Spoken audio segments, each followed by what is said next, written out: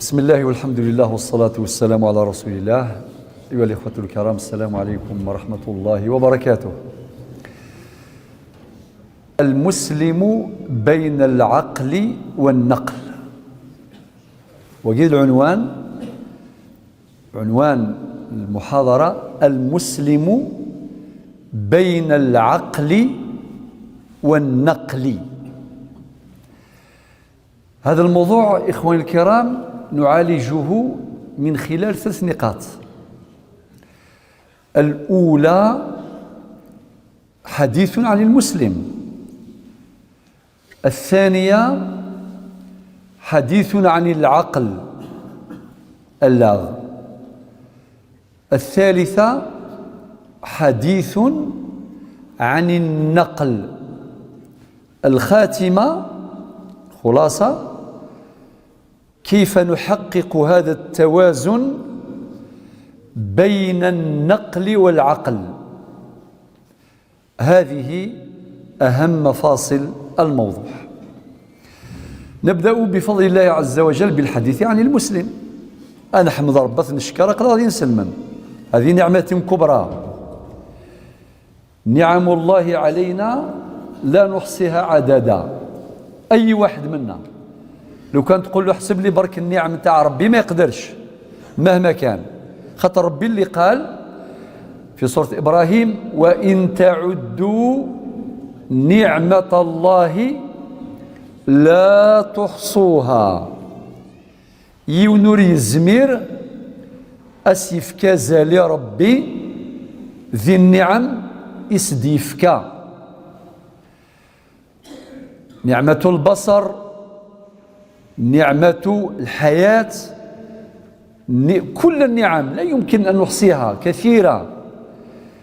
كاين نعمة الإسلام وهي أعظم نعمة، أخاطر حياة الإنسان بلا إسلام لا شيء.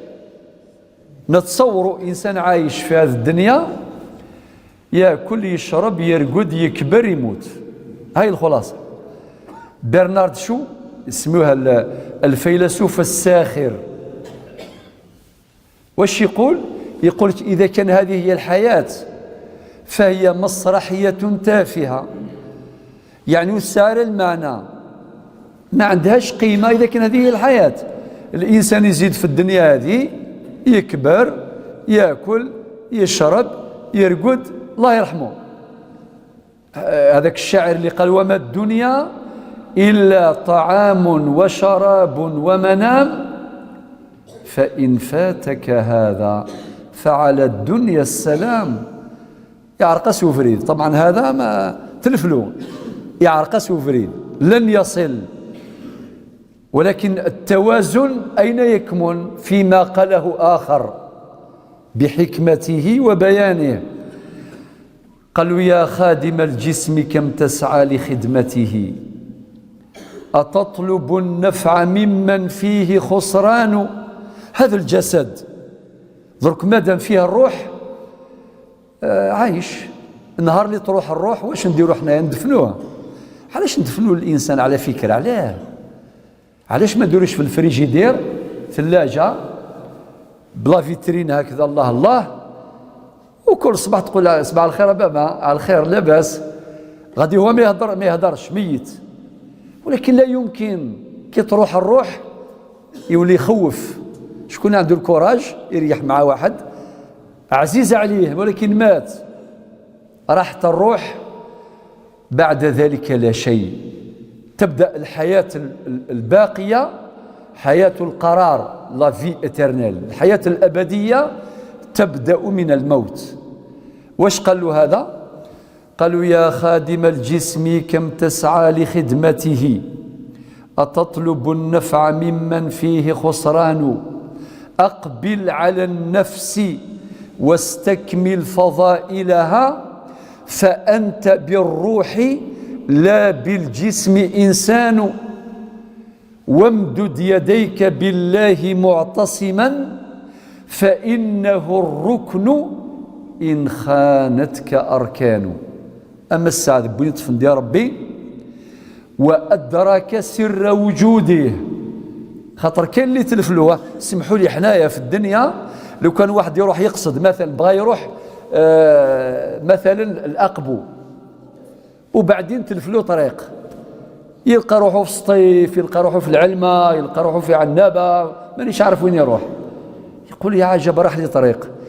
نحن نتألم حينما نضيع الطريق، راح لنا طريق.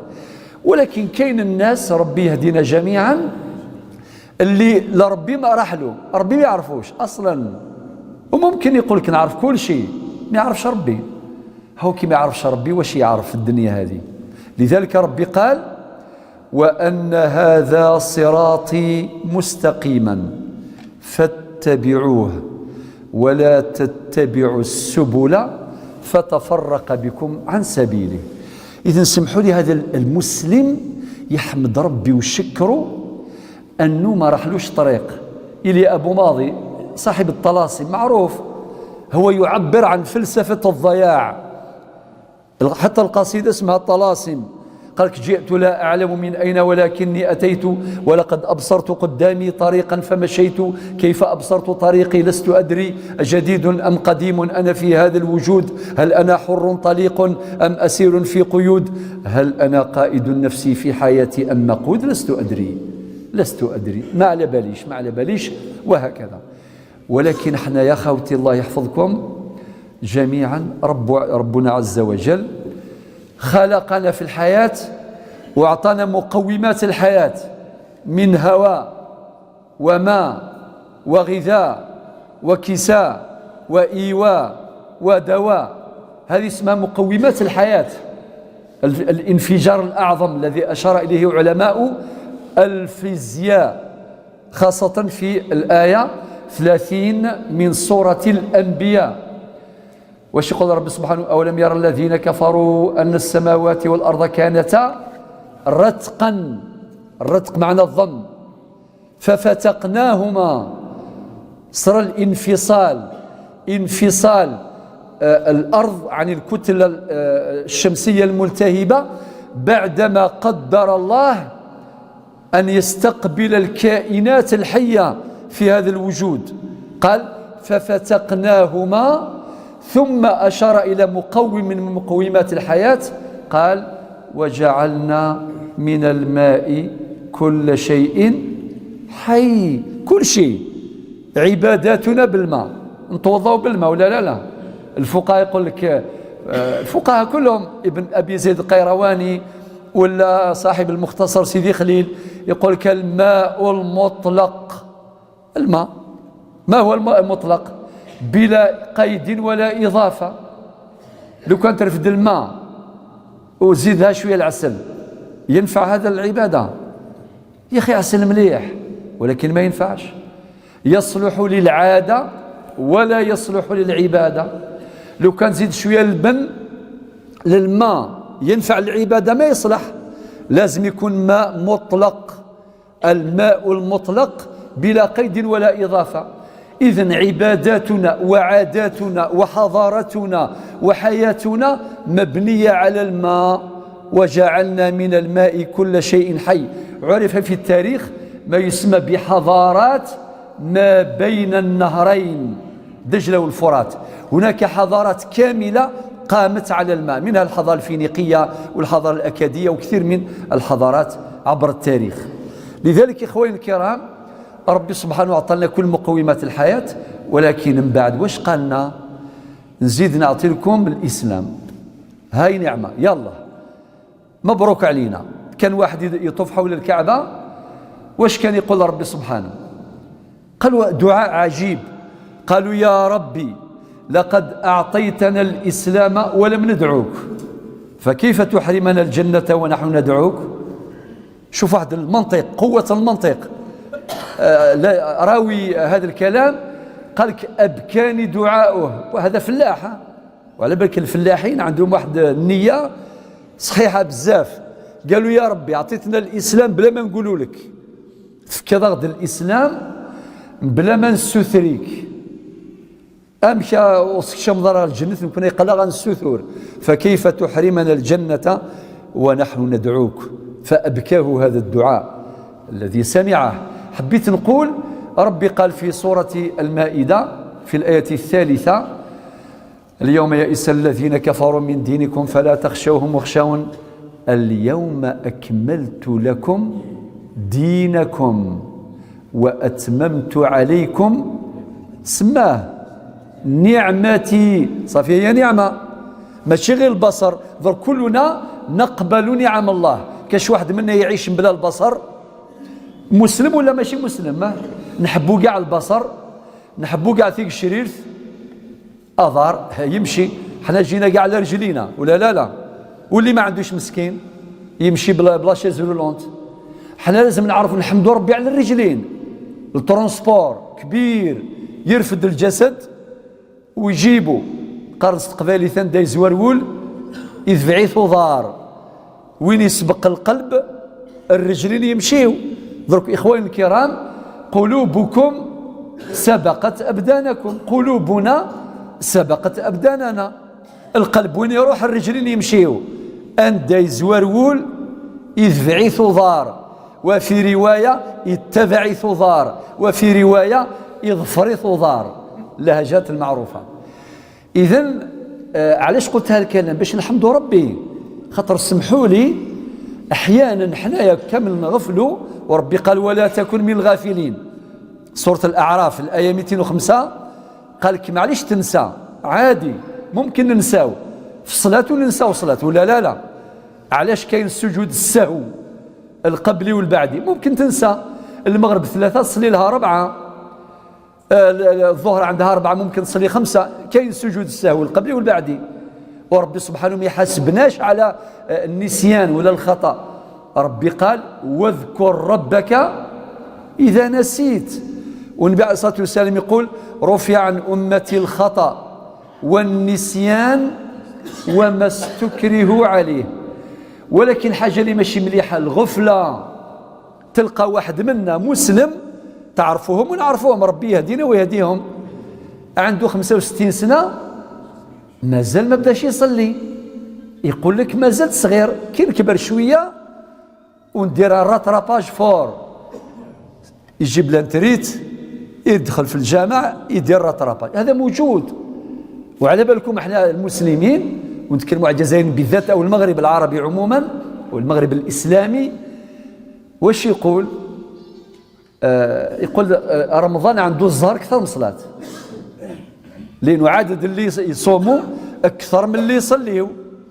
بلي ستاتيستيكا بحساباتها عدد الصائمين اكثر من عدد المصلين، رغم ان الصلاه هي الركن. في حديث ابن عمر قال فيه النبي عليه الصلاة والسلام بني الإسلام على 5، بعد التوحيد لا إله إلا الله محمد رسول الله واش يجي؟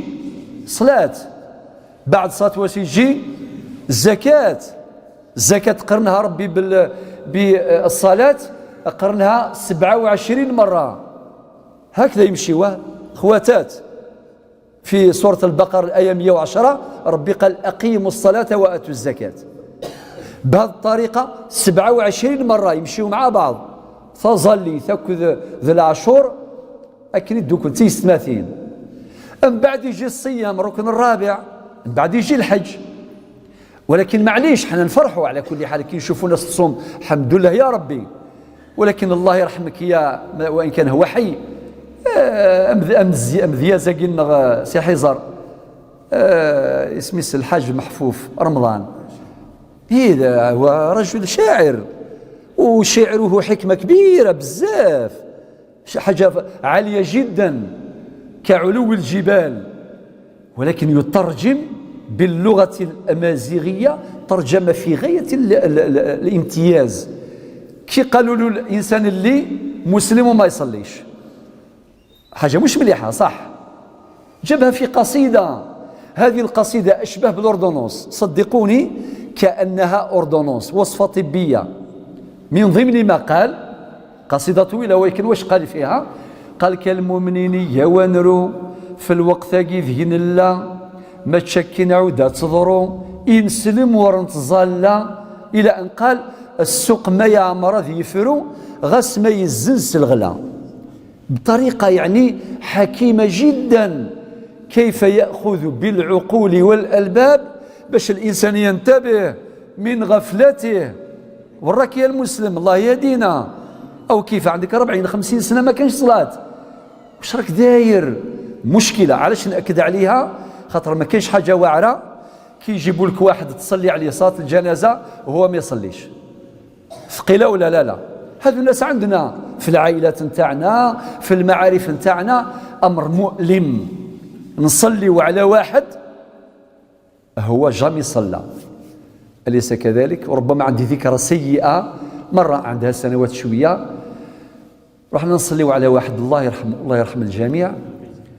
الإمام قال لي صلي عليه، أنا ما نعرفوش. طيب مع الإلحاح نتاع الشيخ رحت نصلي عليه، وجا خوه قلت له لا باس يا أخي صلي وكذا، قبل ما يلحقوا شوية الغشي. شحال في عمره؟ قال لي 63 سنة. قلت له يصلي؟ قال لي جامي صلى والو. على بالك تألمت، غاضني. كيفاش نقول لربي سبحانه؟ قول لي كيفاش نقول؟ تتعقن تقول له يا ربي ما بلغوش الإسلام، بلغوا الإسلام. ما على بالوش على بالو، يشوف الجوامع، يشوف ناس تصلي، يسمع النداء الخالد الله أكبر الله أكبر، حي على الصلاة حي على الفلاح، غاضني. من بعد قلت له يا ربي رحمتك واسعة. واش نقول؟ رحمة ربي واسعة، راه الدمعة لا إله إلا الله محمد رسول الله، ولكنها غفلة. لذلك ربي قال في سورة الأعراف الآية 205 قال ولا تكن من الغافلين، ما قالش ولا تكن من الناسين. إذن الإسلام يا خوتي ربي سماه في سورة المائدة نعمتي وأتممت عليكم نعمتي ورضيت لكم الإسلام دينا. والآيات كثيرة كقوله تعالى يا أيها الذين آمنوا اتقوا الله حق تقاته ولا تموتن إلا وأنتم مسلمون، وكقوله تعالى ومن يبتغي غير الإسلام دينا فلن يقبل منه وهو في الآخرة من الخاسرين. إذن أول نعمة نحمد ربي عليها بزاف هي نعمة الإسلام، الحمد لله كرنا مسلمين. يلا نروح النقطة الثانية الآن، نتكلم عن العقل. العقل يا خوتي الكرام نعمة أخرى أعطاها ربي للإنسان، نعمة العقل حاجة كبيرة. اللي بغى يشوف قيمة العقل يزور مرضى أو مستشفى الأمراض العقلية. كل مريض تشوفه يغيظك، اللي مرض في كرشو، اللي مرض في راسه، اللي مرض في ظهره، اللي مقطوع الرجل، اللي عنده هذاك لازم هذاك يتنفس. سبحان الله، كان مرة واحد في السبيطار قال لك كل الأمراض نقبلها ما عدا هذا، كي تحوس على الأكسجين ما تلقاش، يمسكن يولي يضرب بالبومبا. لازم نحمدوا ربي يا خوتي. مرة جبنا واحد نيفرولوج، جبناه للجامع بالصورة بالداتاشو، ورانا الصور نتاع هذاك ليمودياليز تصفية الدم، لا إله إلا الله محمد رسول الله.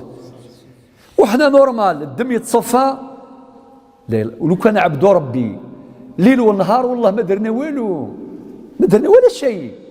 كي تشوف اللوزين طبعا كاين اللي ما عندوش كوراج يشوفها، ما يقدرش يشوف هذوك الماشينات، وكي يخرجوا هذوك اللي عندهم اللي يدوا لي مودياليز كيفاش يخرجوا.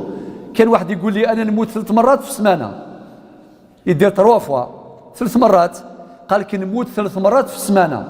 سمحوا لي كي نقول هذا الكلام، اولا باش ندعيو لهم بالشفاء، ثانيا حنايا يا اللي ماشي مريض يحمد ربي ولا لا. احيانا سمحوا لي كما يقول الشيخ الشعراوي الله يرحمه، مفسر من مفسر القرآن في هذا الزمان، وهو جاء على رأس البعثة الأزهرية بعد الاستقلال إلى الجزائر. من كلامه الرائع يقول لك إذا كان ربي نحلك نعمة لا تنظر إلى النعمة المسلوبة، ولكن انظر إلى ما بقي من نعم لتكون من الشاكرين. ثم استشهد بقوله تعالى وسيجزي الله الشاكرين. ولا لا حنا بالك واحد منا يرقد 300 يوم 365 يوم نورمال، واحد الليلة وجعته ضرسته، هذا على بالك ضرسة ما ترقدش، يتقلق ينيرفيك. قول له بالعقل يا خويا نسيت 364 ليلة رقدتها مرتاح. اليوم يلا ربي يجربك، يشوف إيمانك وزيد عندك أجر باش تحمد ربي على نعمة العافية. علاش النبي عليه الصلاة والسلام علمنا الأدب؟ كي نوض الصباح يلا كي نروح نرقدوا واش نقولوا؟ باسمك ربي، كملوا، وضعت جنبي وبك أرفعه، إن أمسكت نفسي فاغفر لها. خاطر كاين اللي يرقد من بعد يكمل، يا أخي كاينين يروح ينوضوه يلقاوها لا مناثي وضبابيس سقيضص يضص. شوف الأدب، إن أمسكت نفسي فاغفر لها وإن أرسلتها، إلا رجعت للروح نتاعي فاحفظها بما تحفظ به عبادك الصالحين.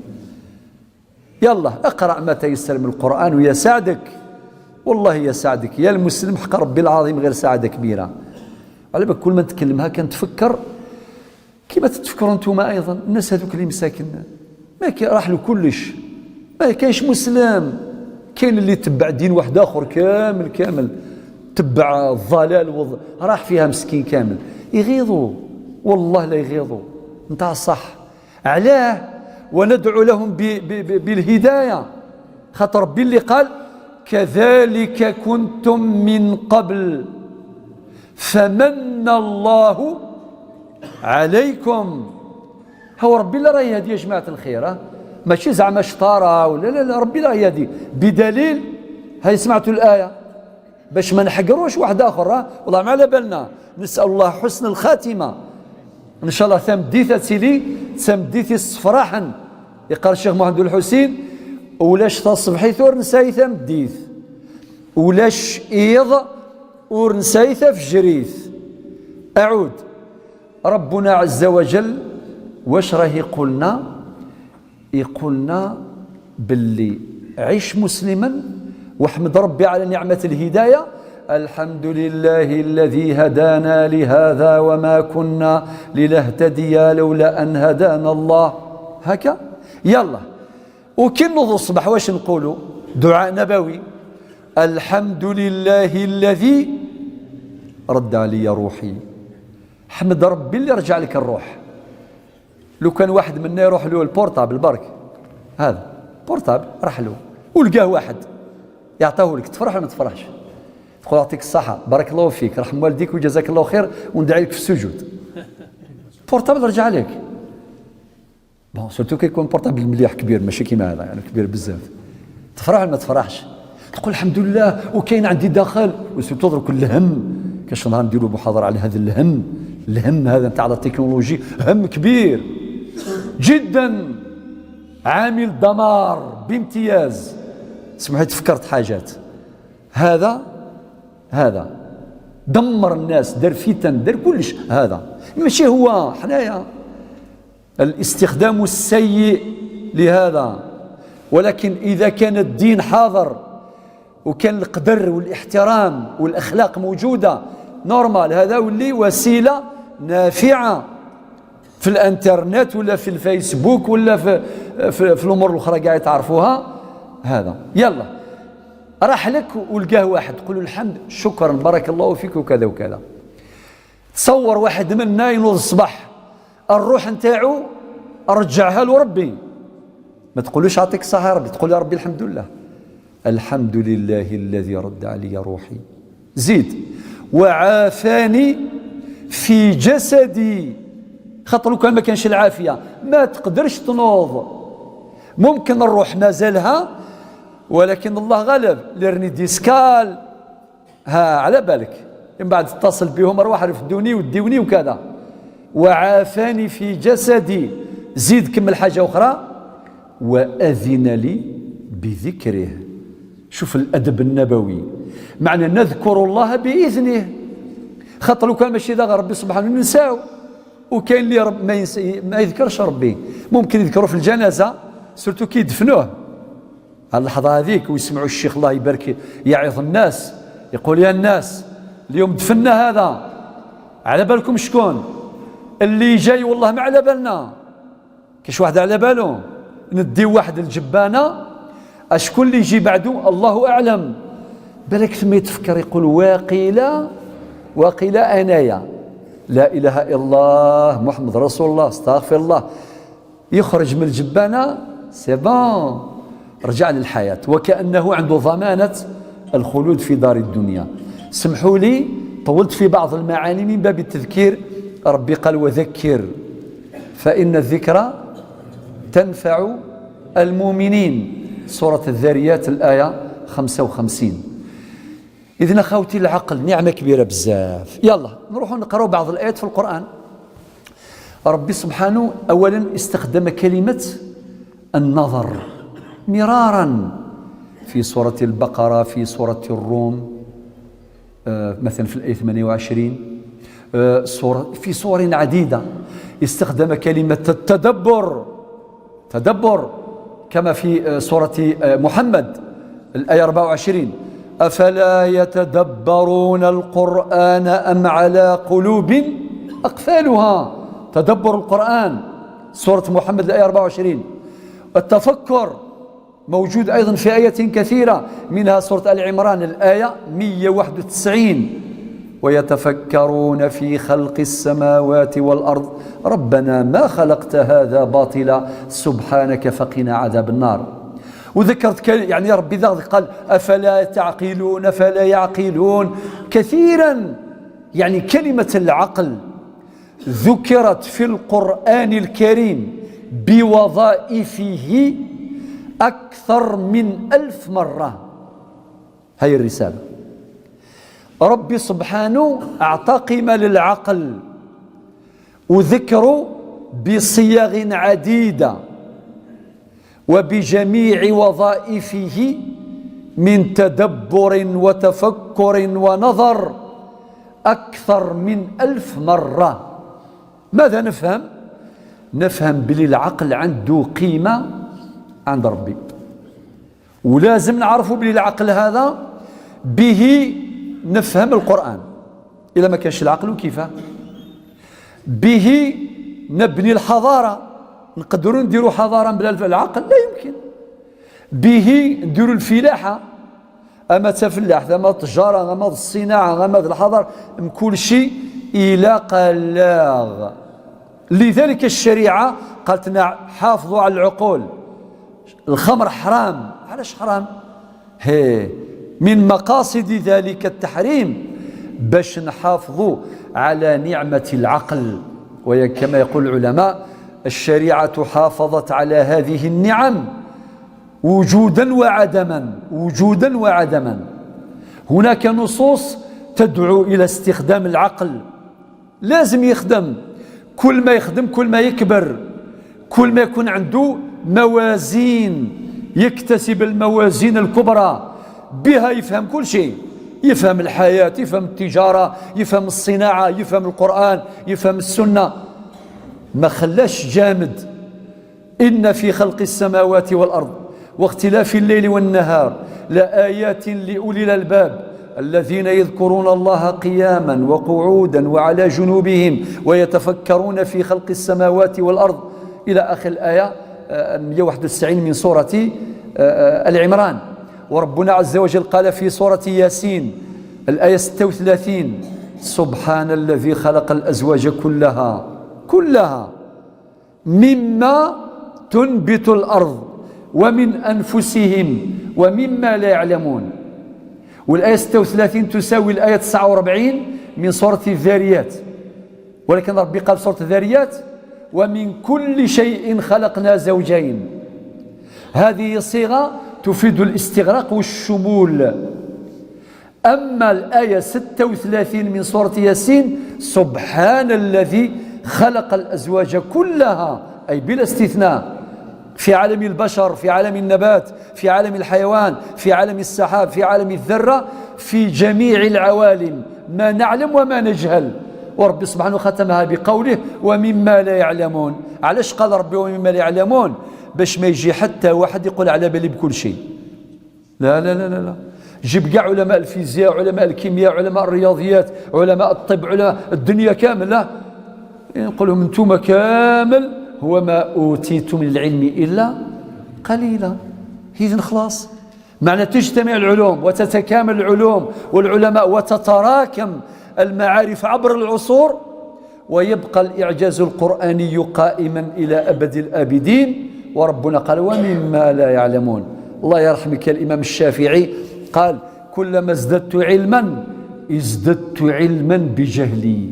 شوف الأدب، قال كل ما تعلمت كل ما نقول أنا والو ما أجهله أكثر مما أعلمه.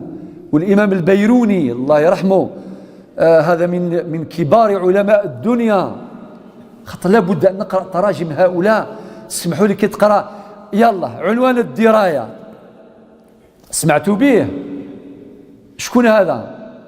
أبو العباس أحمد الغبريني دار عنوان الدراية، دار تراجم العلماء بجاية برك، علماء بجاية 108. وهنا كي نتكلموا على علماء البويرة حمزة، نتكلموا على علماء الجزائر، نتكلموا على علماء الأمة ما شاء الله، وفي جميع التخصصات، لأن العلوم تتكامل كل العلوم. ربي قال اقرأ المهم باسم ربك، قرايا لا تنفصل عن الله، لأن العلم إذا اتصل بالله عمر وإذا انفصل عن الله دمر.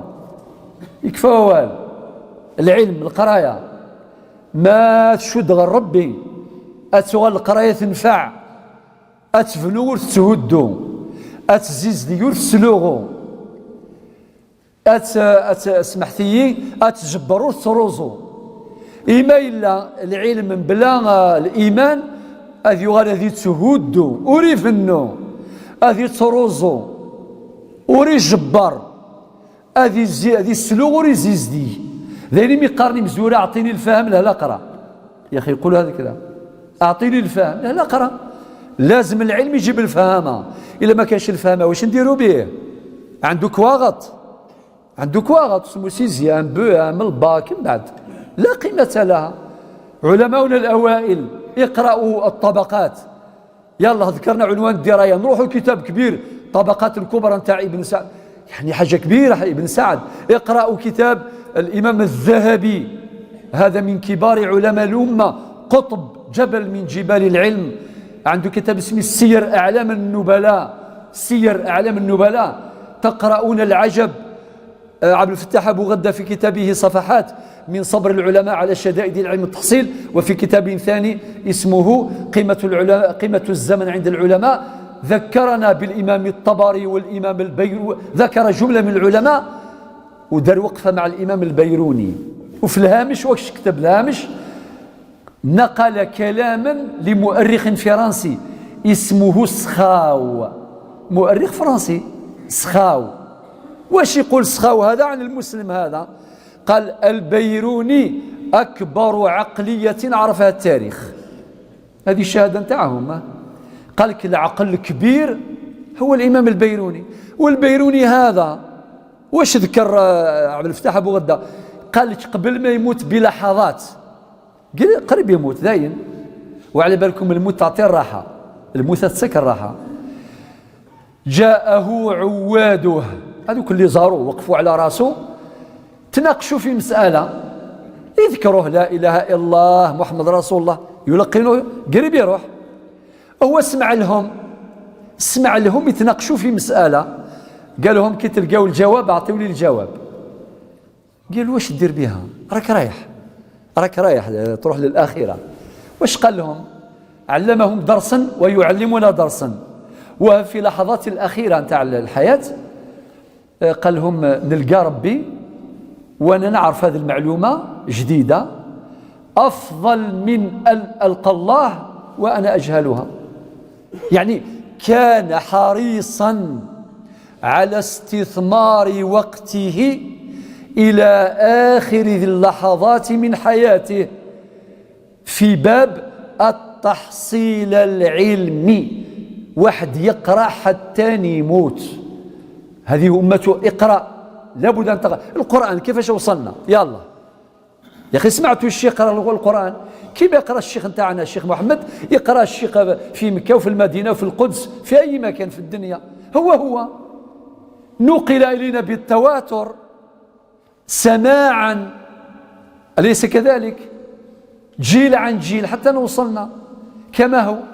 وكي تقرأ يعني التاريخ نتاع علم القراءات، نتاع القراءات، تلقى إلى غاية 60 للهجرة كانت الرواية شفوية، وبعدين في كلام طويل في هذا الباب وكذا، والأسانيد كيف حاجة كبيرة بزاف. ولكن ربنا عز وجل حاب هذه الأمة بجملة علوم، من هذه العلوم علم الإسناد، كما قال عبد الله بن المبارك ربي يرضى عليه، قال الإسناد من الدين ولولا الإسناد لقال من شاء ما شاء.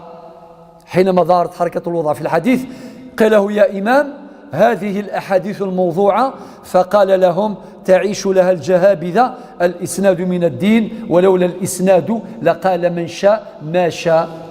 علم الإسناد وعلم الأنساب وعلم الإعراب، كاين جملة من العلوم ربي حاب بهذه الأمة فضلا عن سائر العلوم. لذلك يا خوتي هو سمعت الآيات نتاع العقل كلها تتحدث عن العقل. ربي قال في سورة فصلت في الآية 53 سنريهم آياتنا في الآفاق، كمل وفي أنفسهم، كمل حتى يتبين لهم أنه الحق. فصلت 53. سورة الذاريات الآية 7 والسماء ذات الحبك، الآية 20 وفي الأرض آيات للموقنين. ما قالش أصحاب الأجرونوم ولا الفلاحين، قال نغلا جيولوجي طبقات الأرض، قال وفي الأرض آيات للموقنين، الآية 20. الآية 21 وفي أنفسكم أفلا تبصرون. يقول أنا ما قريتش علم الفلك، الاسترونومي، ما قريتش لا جيولوجي، ما قريتش. بلا ما تقرا هذه الأمور شوف برك، خدم عينك وعقلك وما تخافش. ربي قال وفي أنفسكم أفلا تبصرون. الآية 22 وفي السماء رزقكم وما توعدون. الآية 49 أشرنا إليها ومن كل شيء خلقنا زوجين. الآية رقم 50 ربي راه يقولنا ففروا إلى الله. يلا ظهر بتسلك أنا عاميه كل قال ففروا، ماشي مشي فرار. يا أخي كاين كي تقول فلان يمشي، حنا ما يلزمش نجيو للجامعة ونجريو بلا فيتاس، لا تعرفوا أحاديث نبوية شرح لكم فضيلة الشيخ في هذا الباب. كاين أحاديث تعلمنا الأدب، كي نروح الجامع وكذا. ولكن إذا كان فاتنا ركعة ما أدركتم فما أدركتم فصلوا وما فاتكم فاقضوا، وفي رواية فأتموا. لذلك اختلف الفقهاء اختلافا فقهيا علميا في غاية الضبط والدقة لاختلاف الروايات بين أتموا وبعدين ناقضوا. في واحد التفاصيل ما شاء الله استنبطها العلماء من اختلاف الروايات نتاع الحديث. ولكن في أمر هذا قال لك ربي سبحانه ففروا إلى الله، لا تؤجل توبتك، لأن تأجيل التوبة إثم يحتاج إلى توبة. ثم أخيرا في الآية رقم 55 ربي قال وذكر فإن الذكرى تنفع المؤمنين. وفي الآية 56 من سورة الذاريات ربي قال وما خلقت الجن والإنس إلا ليعبدون. اتفقنا. نروح النقطة الأخيرة الآن اللي هو النقل. أنا عاميه ممكن واحد يغتر يقول أنا عندي عقل كبير لا أحتاج إلى الوحي، نعرف كل شيء، نقرأ الكيمياء الفيزياء من الماتيماتيك وكذا. من بعد ماذا تريد؟ ربي الذي خلقك وخلق عقلك قال لك عقلك هذا هو أيضا محدود.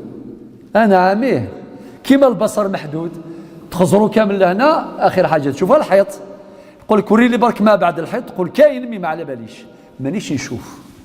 إذن البصر محدود صح، والأذن سمع محدود. الريحة كاين اللي عنده رائحة الله يمشي هنا في الحي 56 يمشي بين الباطمات يقول لك واش داروا هذو؟ داروا الخفاف.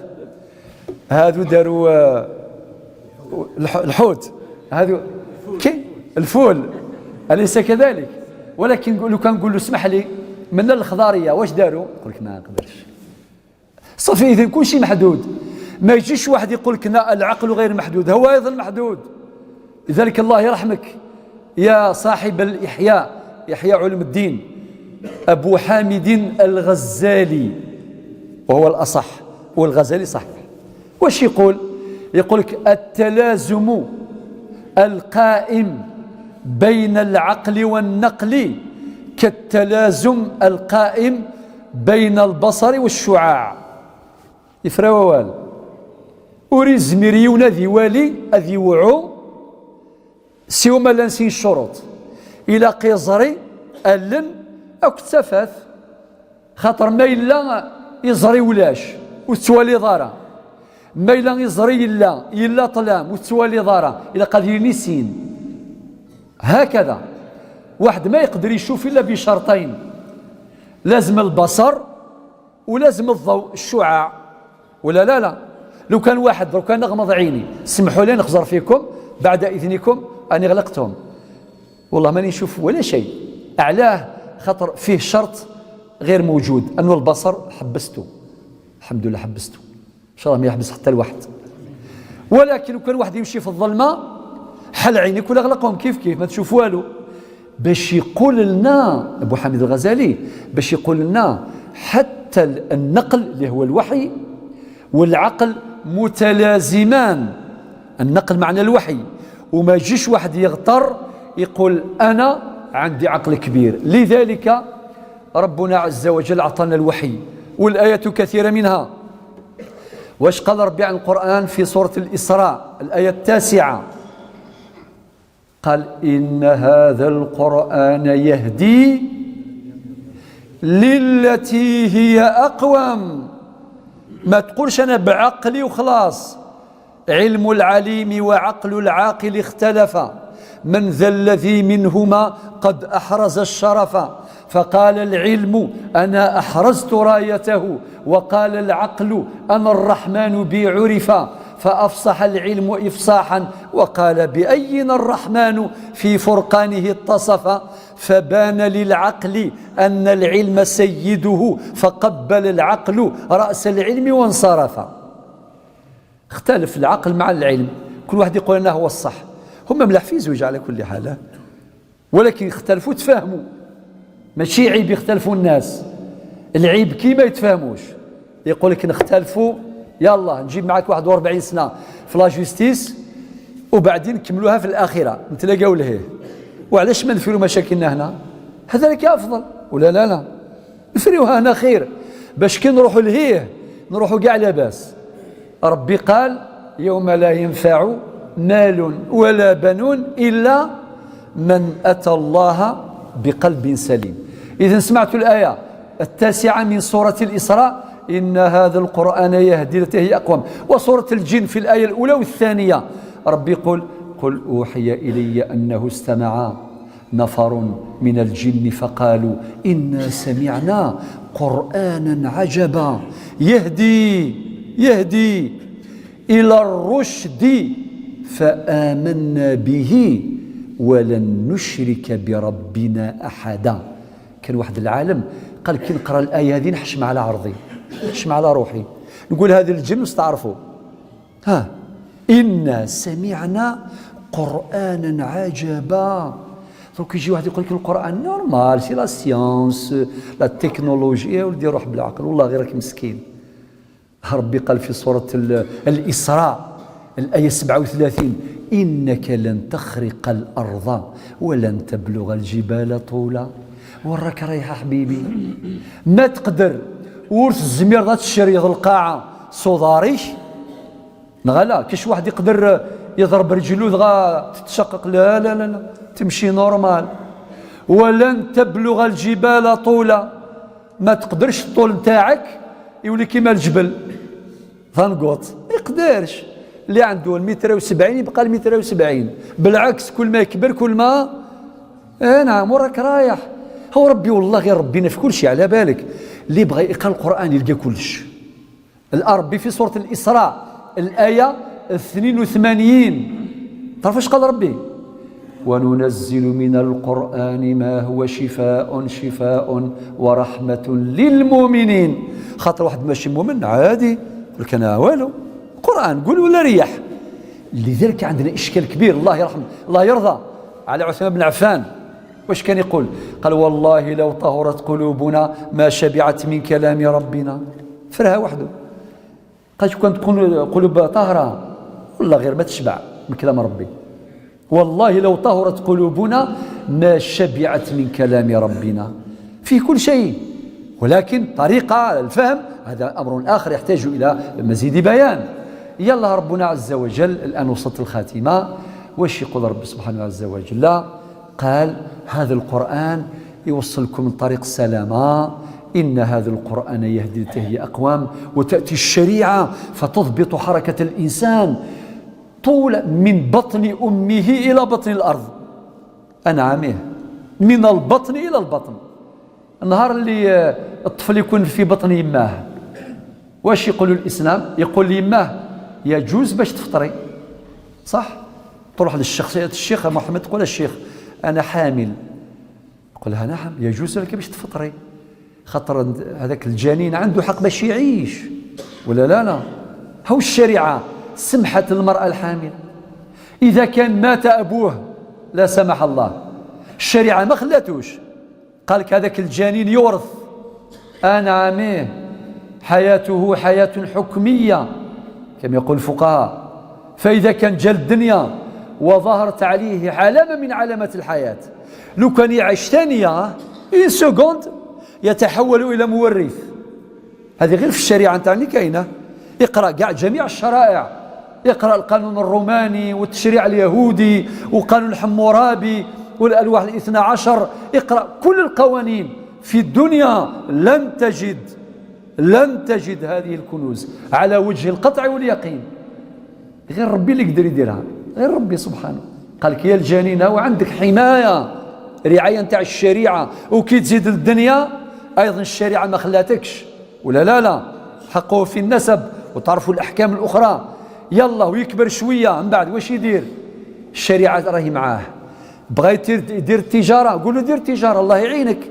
يقول لك والله غير عندي دراهم حبيت نكريهم، عندي كراج نكريه وعندي 100 مليون نكريها، سكرين يدري من الغش. لا قالوا لا يجوز. قل كيف؟ ربي اللي قال لك الربا حرام مدمر القيم، الربا صانع الأزمات. احذر، اقرأ التاريخ واعتبر الأزمة، كل أزمات الدنيا السبب الرئيسي الربا. الأزمة العالمية الاقتصادية 1929 من أسبابها الربا. الأزمة المالية العالمية لا كريز هذاك الشدان تدريب ثني قارن 2008 2008 من عواملها الربا. راك رايح وربي قال إذا راك مؤمن سهلة اقرأ القرآن سورة البقرة الآية 275 تقول وأحل الله البيع وحرم الربا. احبس ولا تجتهد تقول أنا قريت لي فينانس، أنا قريت لا جيستيون ماناجمنت. وين راك رايح يا حبيبي؟ هاو كبار عقلاء الدنيا ما همش مسلمين. قال لك بلي الربا هذا ماهوش مليح. دراسات تلو الدراسات تقول لك لازم لو طو دانتيري نسبة الفائدة ترجع 0%. مع انتهى رجعوا لواش قال ربي. النهاية حبيت نقول أن الشريعة راهي معانا حتى نقول لك فلان الله يرحمه. والشريعة خلاته؟ ما خلاتوش. قال لك يلا أولا لازم تغسلوه، يروح نظيف غسل الميت وعنده أجر كبير، كفنوه ستروه باللباس الكفن الله زيد عزيو ماليه، ما تخليوش هو يدفنوه وحده، هذا حق لازم نكونوا حاضرين ما شاء الله. زيد دفنوه ستروه ودعيوا له، صليوا عليه ودفنوه ودعيوا له. أليس كذلك؟ استغفروا لأخيكم وسلوا له التثبيت فإنه الآن يسأل. الله يرحم صافي الشريعة شفت كيفاه. هذا قالها العقل، ماشي العقل قاله النقل، ولكن يستقبله العقل، خاطر فيه توازن وتكامل بينهما. من بعد هذا الإنسان ميم إذا كان مات عنده 2 قرون، عنده 70 سنة من اللي مات، اتونسيون حذاري، عنده قيمة، عنده قبر، والقبر نتاعو عنده حرمة المقابر. زيد إذا حفرت باش تبني ولقيت القبر، اتونسيون تكسر العظم، احترموا، رفدوا بحذر، وجمع كاع العظام ودفنها وما تكسرهاش بالبوكنا ولا بتراكتور ولا. خاطر النبي عليه الصلاة والسلام يقول في الحديث الذي خرجه الإمام مسلم، قال: كسر عظم الميت ككسره حيا، هو عنده حرمة. وبعدين في الخاتمة إذا كان مشينا بهذا التوازن وحققنا التوازن إخواني الكرام بين العقل والنقل، نعيش حياة سعيدة في دار الدنيا تمهيدا للسعادة الأبدية في دار القرار. وقد قال ربنا في سورة الزمر في الآية 73 وما بعدها: وسيق الذين اتقوا ربهم إلى الجنة زمرا. يا المؤمنين راكم تتعاونوا في الدنيا على الآخرة وعلى الخير وعلى الإيمان، ربي يدخلكم الجنة اونغرو ماشي اون ديتاي، وهكذا تكون جميلة.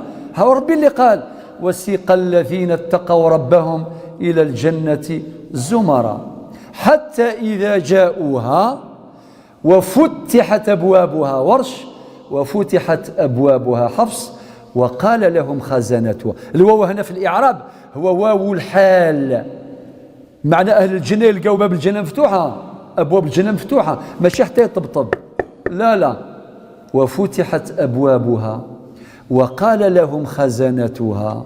واش يقولوا للمؤمنين؟ مرحبا يسون لا سلاما، سلام عليكم طبتم فادخلوها خالدين، دخلوا الجنة، حياة أبدية في الجنة. واش يقول من بعد؟ ما يحمدوش ربي هذون؟ لازم يحمدوا ربي. ربي قالها في القرآن على لسان أهل الجنة، يقولوا: الحمد لله الذي صدقنا وعده وأورثنا الأرض نتبوأ من الجنة حيث نشاء. بعدين ربي قال تفضلا منه، قال: فنعم أجر العاملين. في ذي فناد مثروحة أين قاعد سفذي الدنيثة ثغلث ذي الآخر، فنعم أجر العاملين. وترى الملائكة، شوفها، حتى اللي ما عندوش البصر في الدنيا بشرى له، هما الأولين اللي يشوفوا الملائكة. الأعمى أو في الدنيا مسكين يمشي بالعصا البيض، شفتوا الأعمى هذا رغال، الله يا ربي الله، ولكن الصبر يا سعدو واش يستناه؟ ربي قالك هذاك النهار يشوفوه كامل يشوفوا الملائكة. وترى الملائكة حافين من حول العرش. واش يدوا الملائكة؟ يسبحون بحمد ربهم وقضي بينهم بالحق وقيل الحمد لله رب العالمين. الحمد لله رب العالمين، والسلام عليكم ورحمة الله.